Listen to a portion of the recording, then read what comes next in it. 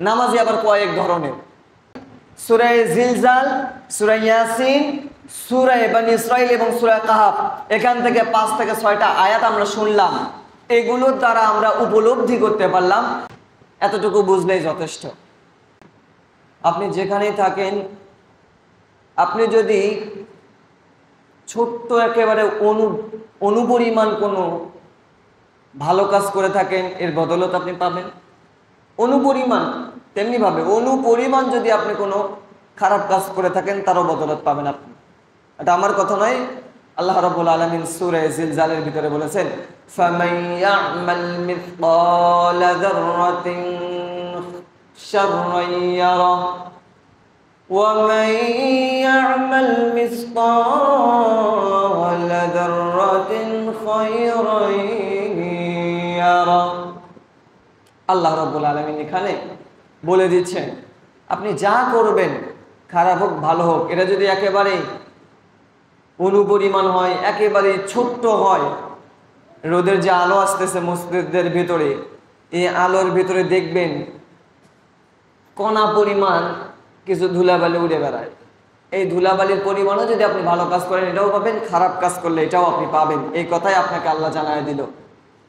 আপনি যেখানে বসে আছেন বর্তমান অবস্থায়, এই জায়গাটা আপনার জন্য সাক্ষী দেবে, এটাও আল্লাহ পাকেরই কথা।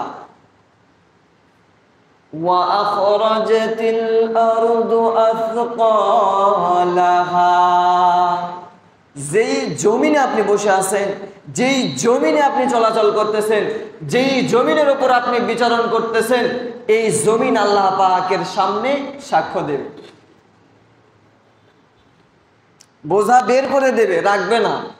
আপনি যত কাজ করছেন, যত কুকর্ম সুকর্ম সব আছে, এগুলো বের করে দেবে সে। মাটির উপরে ছাড়া তো কেউ কিছু করতে পারতেছে না, মাটির উপরেই আমাদের বাসস্থান। আল্লাহ সেই স্পষ্ট দলিল দিয়ে দিলেন। এর চাইতে বড় কথা হলো, কিয়ামতের দিন আল্লাহ রাব্বুল আলামিন আপনার মুখে মোহর এঁটে দেবে।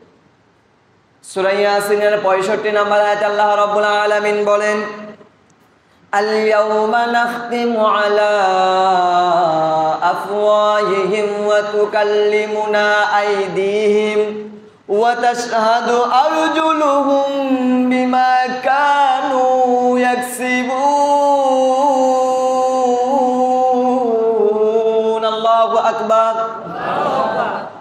রব্বুল আলামিন বলতেছেন, কিয়ামতের দিন আমি আল্লাহ তাআলা মানুষের মুখে মুখে মোহর এঁটে দেব।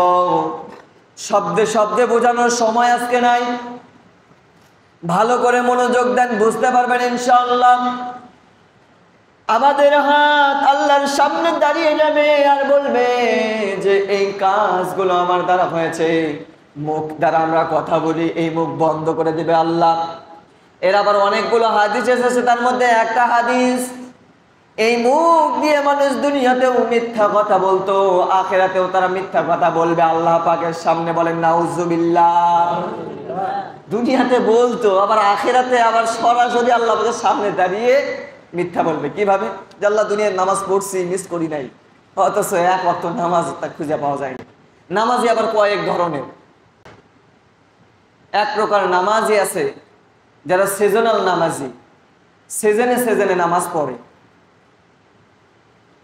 একমাত্রই দেখবেন ঈদের নামাজ যখন হয় ওই সময় তাদেরকে ধরা পাবেন, এছাড়া মসজিদে 5 ওয়াক্ত খুঁজে পাবেন না।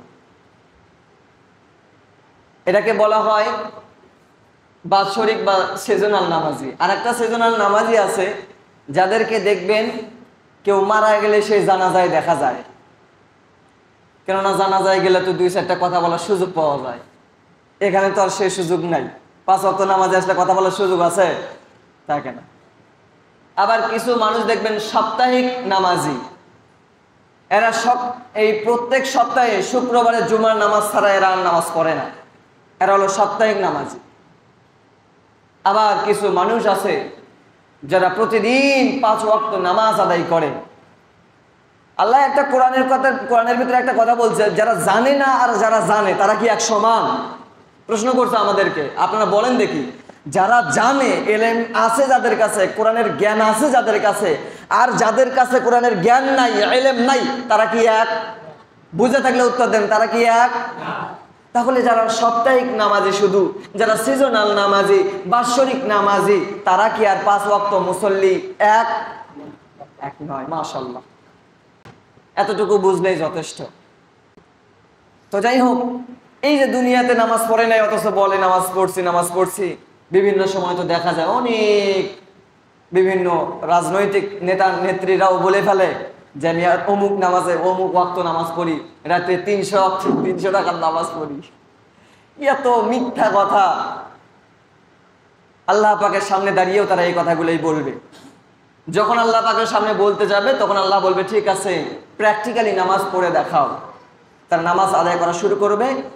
কোমর থেকে মেরুদণ্ডর, কোমর থেকে নিয়ে একেবারে পিঠ পর্যন্ত পুরা মেরুদণ্ডটা একেবারে রডের মতো শক্ত হয়ে যাবে। আমাদের দেশে বিএসআরএম রড আছে না, একেবারে শক্ত রড, এই রডের মতো শক্ত হয়ে যাবে। 2 হাত দিয়ে রড ভাঙা করতে পারবেন আপনি? এই রডের মতো শক্ত হয়ে যাবে, সোজা হয়ে দাঁড়াতে পারবে না, অথবা সোজা হয়ে দাঁড়াইছে সিজদায় যাইতে পারবে না, মিথ্যা আল্লাহ ধরে ফেলবে। তো আল্লাহ এই যে এই প্রসেসগুলোর মধ্যে থেকে একটা প্রসেস মুখকেই বন্ধ। এই মুখ দিয়ে মিথ্যা কথা বলছে, এই মুখেই আগে মোহর, মুখ বন্ধ, মুখে কোনো কথা চলবে না। হাত সাক্ষী দেবে, এবার যা করছেন সেই সম্পর্কে হাত সাক্ষী দেবে, এরপরে পা সাক্ষী দেবে। আর এটা এমন একটা আপনার আমলনামার ভেতরে এমন একটা সিস্টেম তৈরি করা আছে, সব লেখা হয়, সব ভিডিও করা হয়, ক্যামেরাবন্দি সব। এই কথাটাই আল্লাহ রাব্বুল আলামিন, আবার আমি যেটা ইস্যু দিলাম সূরা ইয়াসিন থেকে, তার আগের ইস্যু ছিল সূরা জিলজাল থেকে। এরপরে আল্লাহ রাব্বুল আলামিন এই কথাটাই খুব সুন্দর করে বলে দিয়েছেন আবার সূরা কাহাফের ভিতরে 15 নম্বর বা 18 নম্বর পৃষ্ঠার ভিতরে আল্লাহ বলছেন, তারা বলবে ইয়াকুলুনা ইয়া ওয়াইলাতানা মা লিহাযাল কিতাবি লা ইউগাদিরু সাগীরাতাও ওয়ালা কাবীরাতান ইল্লা আহসাহা ওয়া ওয়াজাদু মা আমিলু হাদিরা ওয়ালা ইয়াযলিমু রাব্বুকা আহাদা। আল্লাহ রাব্বুল আলামিন বলতেছেন যে তারা বলবে, আই সর্বনাশ, আমরা ধ্বংস হয়ে গেলাম। এটা এমন আমল নামা, যে আমল নামায় সব আছে, আমার ছোট বড় সব রকমের গুণাগুণ বর্ণনা করা আছে, এমন একটা কিতাব, এমন একটা ভিডিও করা আছে আমার এই আমল নামা। এই কথাটা আল্লাহ স্পষ্টভাবে বুঝাই দিলেন। এখন এতটুকুর পরে আমি আমার আলোচনায় ফিরে আসি। এবার আমার মূল যে আলোচনা, এতগুলো আয়াত বলার উদ্দেশ্য একটাই, আপনি এখন ব্যক্তিগতভাবে এটা বুঝতে পারলেন যে আপনি যা করেন সব কিন্তু আল্লাহ পাক দেখতেছেন, সব আল্লাহ লিপিবদ্ধ করে রাখতেছেন ফেরেশতার মাধ্যমে, সব আল্লাহ রাব্বুল আলামিন ভিডিও করে রাখতেছেন, যেটা কাল কিয়ামতের দিন আপনাকে দেখানো হবে। আপনার আমলনামা আপনার হাতে দেওয়া হবে। পড়ো, সূরা বানি ইসরাইলের ভিতরে আছে এটা, ইকরা কিতাবাক কাফা বিনাফসিকাল ইয়াওমা আলাইকা হাসিবা। তোমার আমলনামা পড়ো, তুমি নিজেই যথেষ্ট হয়ে যাবা। তোমার আমলনামা তুমি নিজেই পড়ো, তাহলেই বুঝতে পারবা তুমি জান্নাতি না জাহান্নামী। এটা আল্লাহ রাব্বুল আলামিন সূরা বানি ইসরাইল 15 নম্বর পারা 2 নম্বর পৃষ্ঠায় বলেছেন।